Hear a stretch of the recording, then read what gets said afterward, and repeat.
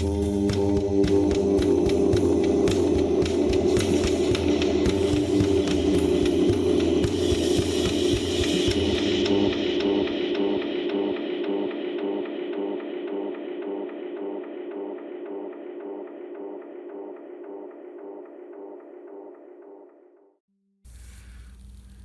so, but yeah, so we followed this in kind of a hard rock, even though we were in England. And it's funny that it wasn't until we got back to the States from England that the exposure to that kind of the stuff I was making fun of at the time, honestly, your Duran Durans and your Frankie Goes to Hollywoods and even the Jam. I mean, stuff that was really just kind of blue-eyed R&B. Mm-hmm.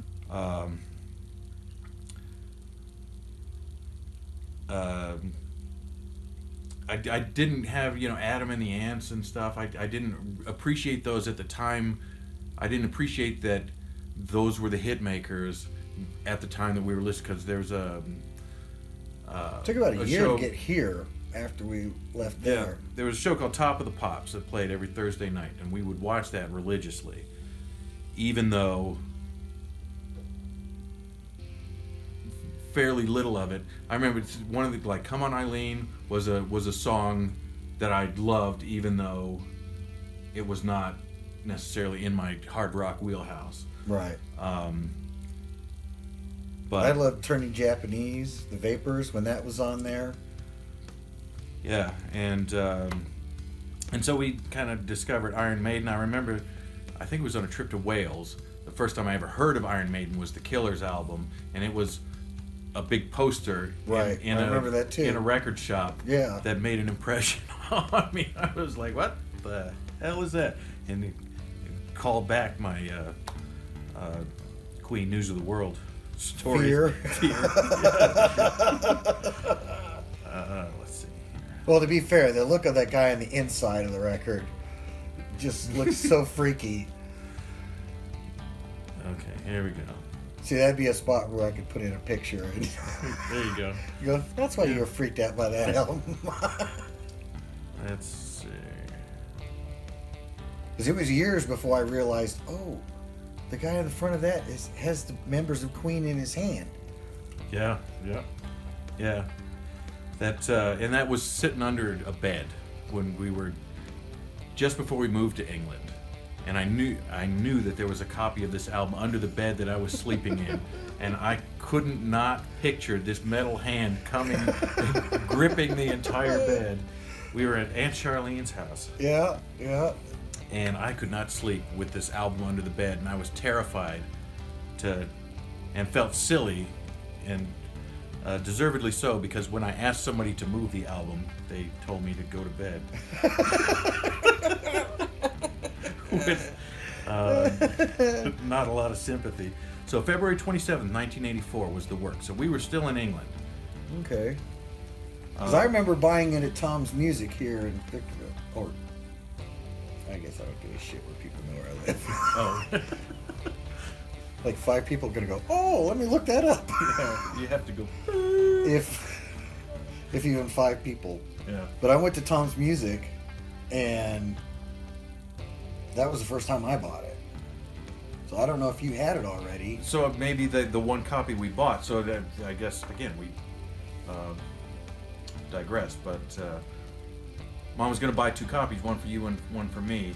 And I was like, why would we need 2 copies? That's overkill.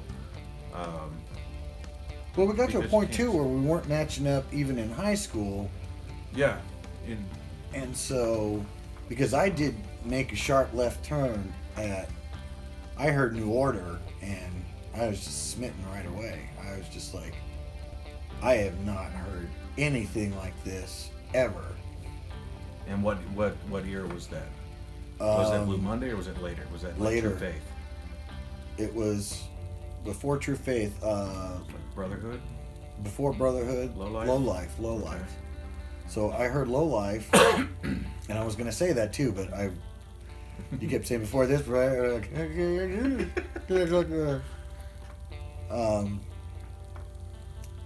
heard Low Life, and I heard Elegia. and I thought that song was fucking brilliant. And I heard that I think I listened to it once on YouTube. There's like a 17-minute version. Oh yeah, I think I have that now. There was like a box set called Retro, I think, that came out maybe around the turn of the century. I forget exactly when, and I think it has that super long. I think there's a version of Low Life out there, just like with Brotherhood, where they put out all the songs the singles that came out in that era. So I may have that too, the 2-disc version, because I rebought most of the New Order catalog. But I followed you somewhat on that, maybe a little slower, and it was probably True Faith that really sold me on New Order. Allegia, and then what was the other song I liked on there? I liked Love Vigilantes or Love Vigilante. Okay. That's that one too. Which ironically is not a super New Order sounding song. It's closer to their original stuff. Mm-hmm. And it's funny because now to me that one sounds more like a Joy Division song than what they did on the rest of that album. Yeah, I can see that. And so I got that, then I got Brotherhood, then I went and saw them live in San Diego, and for the Brotherhood tour. So I remember Brotherhood. I remember you freaking out the first time. You know what? I actually have that. Yeah. I pulled out that tape the other day. Yeah, Every Little Counts. So I have that tape. Yeah. You remember the first time playing Every Little Counts? And yeah. Put the record scratch at the end. It's on that tape. Yeah. But I think you actually were listening to it. Was that the tape? Did you not have it on vinyl? No, I never had that on vinyl. Oh, okay. It made you freak out though. What the? Well, then you realize it's doing a record thing. And then the CD is the same way, but something on one of them, it supposedly does it a bit different. Maybe it is the vinyl, where it somehow it does a different sound besides just the regular scratching that you hear on the CD. And because I have it on CD now, and no, do I have it on CD? I don't think so. I have it downloaded from iTunes. Offspring during that period. Yeah, that's some Substance, Low Life, Power, Corruption, and Lies. And then, like what we were saying before, the very first CD I ever bought was Substance 87, and that mainly had to do with the fact that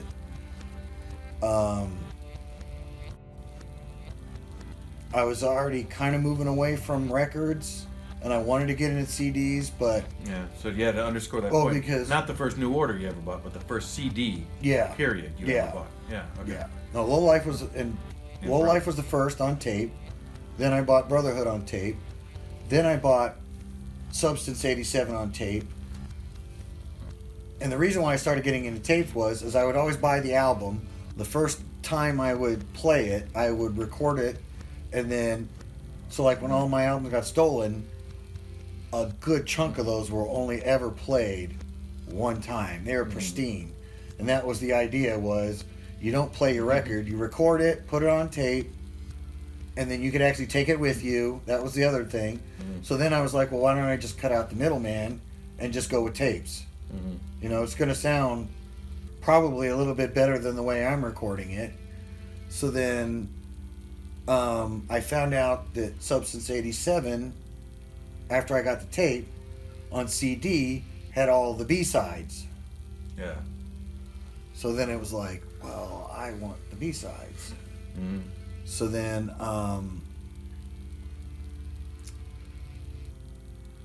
I bought a blank tape, and I had to go to a friend's parents' house, because they were the only people I knew that even had a CD player. And that was in 87. I know people talk about, it was invented in the 1980s and da-da-da-da-da-da. But I only remember just first hearing about CDs in 1980. And that was on that Tomorrow's World show.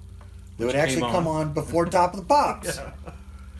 And they had, I remember the guy, I wish I could find the footage for it, because I've even looked up Tomorrow's World on there and it doesn't come up, I don't think.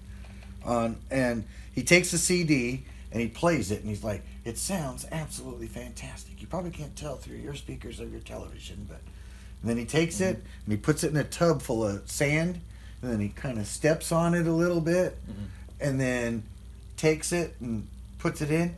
See, you can hit it with a bomb and it's still going to play. I mean, we realize later that that's not. They're still sensitive to shit, you know. Yeah. But that was the first time I ever heard of it, and then it would come up every so often, and then I would see, like, you know, when we would ride the ferry from England to Holland, they would always have a couple of the ships we went on were more cargo and less ferry, so They have the laser disc. they had the laser disc player, Yeah. and we would eat in the basically what was the crew members, Like a lounge. yeah, a lounge. Yeah. And so, I totally forgot where I was taking that. Something about New Order recording a disc? Or when you're getting into CDs? And Oh yeah, stuff? well, just that I had finally seen a digital based. Well, I don't know if Laserdisc is it digital? I don't know. I think so. Yeah. But then I remember CDs coming out and people started. And you'd see some people would have them, but it was usually always adults. Mm-hmm. Kids didn't have CDs, and so when I finally got one, I think I had probably like somewhere between 12 and 15 CDs before I ever even got a CD player. So I would find somebody else that had a CD player and ask if I could, use their equipment to record it onto a tape. But then half the time I would still buy the tape instead. Yeah. So, because CDs were still expensive. Yeah, they were expensive. I don't recall exactly. I know I had at least as late as They Might Be Giants' Flood was a brand new record for 1990. So it was 1990 and I had that on tape. So I was still buying tapes for a little while. I don't think much beyond that. Yeah, like I have Nirvana's Nevermind on tape. So that would have been 91? 90, 91? Because I moved back here in like 94. So I lived down in San Diego from like 1988 to 1994. And then I just got Was it that long? sick of all those people in San Diego. Yeah, Not the people I hung out with, just Yeah. anywhere you went to go drive, and it was a fucking mess. I used to love to go down to the Tower Records in San Diego. Yeah, I'm sure that's gone. Yeah. Dude, a bunch of my tapes and some of my CDs were from that Tower Records in San Diego. I still got those. So, I only ever had once where I sold any CDs, and it was just CDs. I never sold albums or tapes. And that was just to make rent one time. So, but I, okay. But what's funny is now is that CDs are so cheap that I think they gave me, you got to think this is 1989, 1990. So it would have been 1990 because that's right. Or the end of 89, beginning of 90. So I had to make rent and I was in between jobs. I had a job that I started, but I wasn't getting paid yet, and I had to pay rent. So they gave like $5 For trade-ins? for trade-ins, which now you can buy a CD for $2 or $3. It seems like half the time now. Yeah, a lot of them. Yeah, but you can get the CD now for cheaper than at least the last time I looked. I don't really look that often. And the iTunes album, was kind of stuck at $9.99. But yeah, a lot of times the CDs are like $8.99, $7.99. Yeah. Oh, dude, what was it? I bought. Well, first of all, when I first was getting into records and thinking about doing it, so I was getting into the Stooges. I had heard some of their songs, but really not gotten that deep into the Stooges. So I was going to get their first album on vinyl. And it was one of the cheaper ones too, at like $16 or something like that. But then I looked up, it didn't, and then it suggested that album. You know how they give you a couple extra suggestions to go with it? Like, if you pair it with these, it'll cost you this much. The other two were the CDs. And they were like, pennies, it seemed like. Mm-hmm. And I ended up getting the first, the second, the third album of the Stooges, which is basically the whole discography. Yeah. for like $12. Mm-hmm. So like $4 less than just buying the one record. So I'm like, you know what? Let me learn about them first and everything, and then if I want to, I'll, the time is right, then I'll buy the vinyl. Mm-hmm. So that's how I've been on a few things. Though I try not to buy. If I have it on CD, I try not to buy the vinyl. But I've already broken that rule at least twice. But more for just get your resources. You may as well put it towards something you don't already have. Than it is. And again, we're talking about listening to new music. Yeah. And so I want to get new music on vinyl. And so it just, And then was it specifically your father-in-law's albums, like pulling those out? Or it was Kenzie. So Kenzie was the one who she wanted. Yeah, because her albums are up there, mixed in with some of my other stuff. But she was getting My Chemical Romance albums, and she was wanting to, so she was getting the CD, the album. She didn't get the tapes, but she wanted to get the vinyl too. And so she got them, and she was trying to kind of figure out how do you treat this thing? How do you fit it in the CD player? No, not necessarily not fit it in the CD player, but just how to handle it in general. Yeah. And I was like, well, let me see. And then I realized that, I wasn't that familiar with it anymore either. Mm.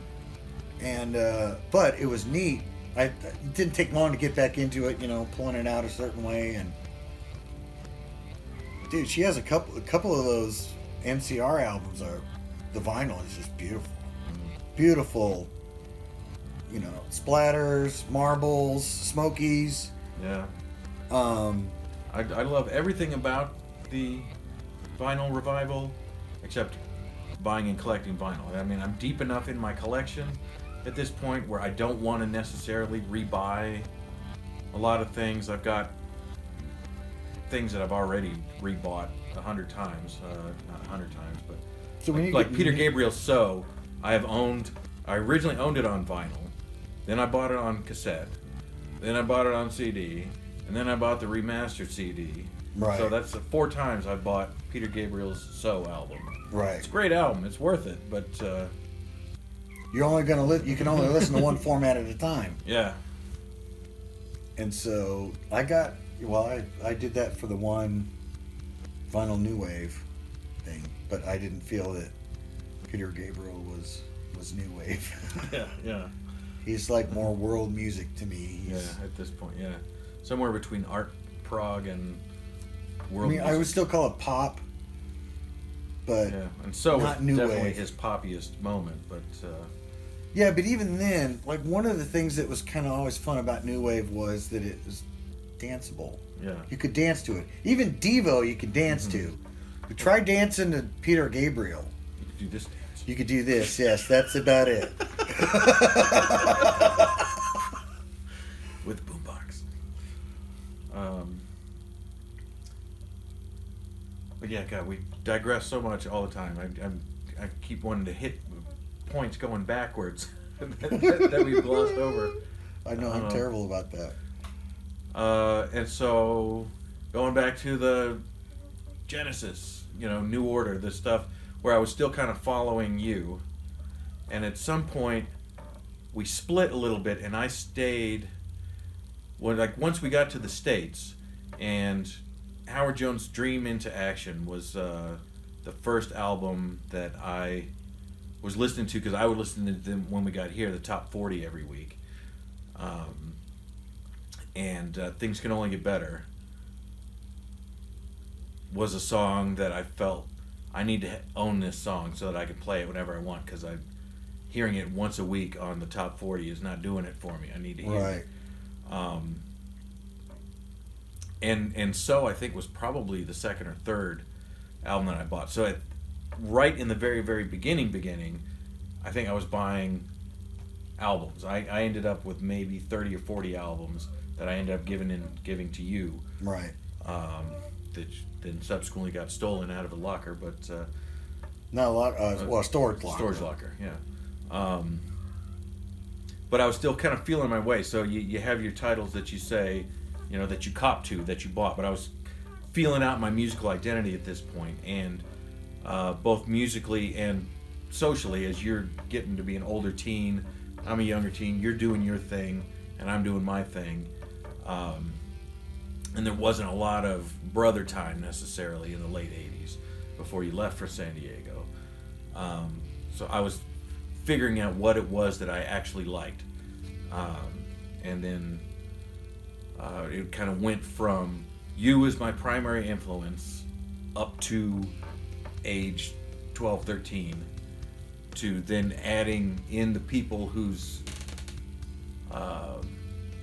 opinions I valued, including the girl who became my wife. I wanted to impress her, so I wanted to like the things that she liked.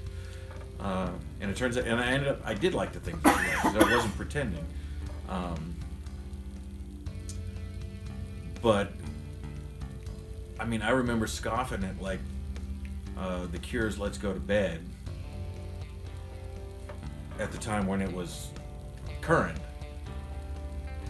and not really. So 1987, 86, 87 was like my watershed. Okay, this is what I like time, and it was kind of an amalgam of